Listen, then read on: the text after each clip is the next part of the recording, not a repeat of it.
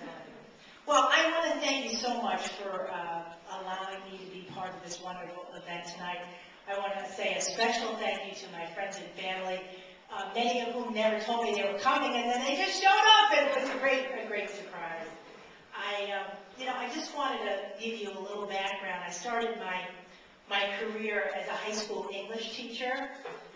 I apologize, Maria, for saying this, but I taught for 4 years, for long years. And I decided that if I had to choose between teaching high school English and experimental brain surgery, I'd pick the surgery. I'd even do it without anesthesia. But anyway, I love teaching, and I really wanted to keep it up, but I needed to find a different venue, and so I decided I wanted to get into adult education. I wanted to start my own training business to teach professionals how to communicate and supervise more effectively. But big problem, I had absolutely no money to start my business. I was a single parent and really trying to scrape ends together. I had no business know-how. I had no connections. I just had a dream. And I tried to get a bank loan, and I found out something very interesting. You have to have money to borrow money. See, I didn't know that. My banker looked at me and he said, "You don't qualify for a bank loan." Well, I was so broke I didn't qualify for a hamburger at McDonald's. So I tried to meet as many business people as I could, and I joined the Chamber of Commerce. And this is back in 1986. And in 1986, my first chamber meeting that I went to, I was the only woman in the meeting. I walked into the room, it was a sea of men. And I tried to work myself into the conversation, but I kept getting elbowed out. Finally, one gentleman did give me good business advice. He called me over and said, "Judy, learn how to play golf."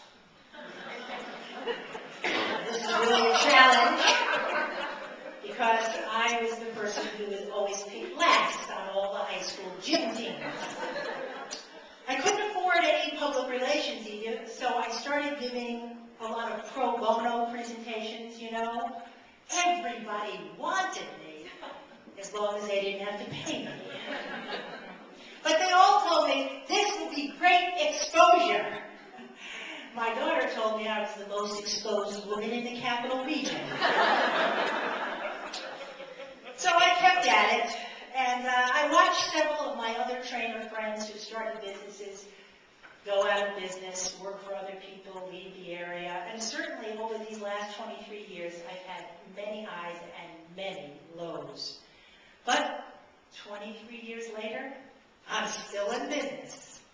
And recently, I was visiting a company trying to get a training contract with them, sitting around at a table and watching. It was completely all men at that table, the decision makers of this company, and they were talking about my supervisory skills training that they were considering buying.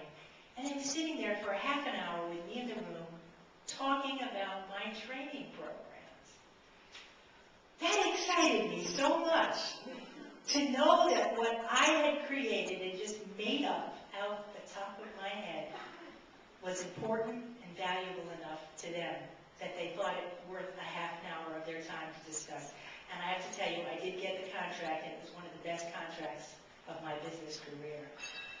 So over the years, I've tried to do a better job of balancing work and play. I've become a volunteer for the Domestic Violence Center in Saratoga County and learned a lot about how difficult life can be from the stories of the women that I talk to on the hotline every week. I started an improvisation group that brings laughter to hundreds of people each year and raises money for humanitarian causes. I followed my dreams when they weren't practical and certainly not lucrative. But I did what my heart told me to. And I honor the Girl Scouts for their help in letting